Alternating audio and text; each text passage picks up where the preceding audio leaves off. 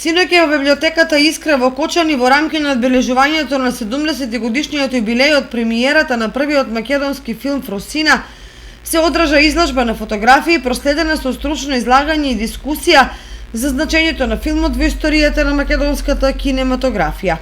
Стручно излагање пред присутните имаше Сунчица Веселиновска, виш кинематограф од Кинотека на Македонија, која даде осврт за значењето на првиот македонски игран филм и неговата вредност за македонската кинематографија.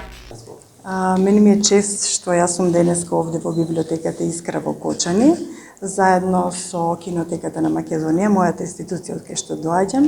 Ќе го прославиме јубилеот 70 години од првата премиера на филмот Фросина, кој беше во далечната 1952 година. Кинотеката грижливо ги чува овие филмови, ги дигитализира и се достапни до публиката.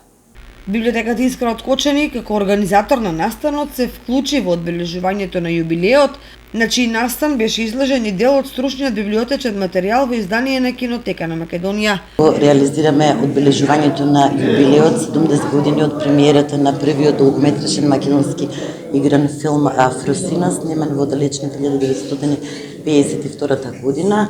Кон тоа се приклучуваме како библиотека кон валоризација, поддршката и значењето на културно-историското, општественото, научното и секој вид на наследство на Македонија. Изјава Кристина. Премиерата на Фросина во режија на Војслав Нановик, а во продукција на тогашниот државен филмски продуцент Вардар Филм, била одржана на 28 јуни 1952 година во Скопското кинокултура. Снимен е во црно-бела техника на 35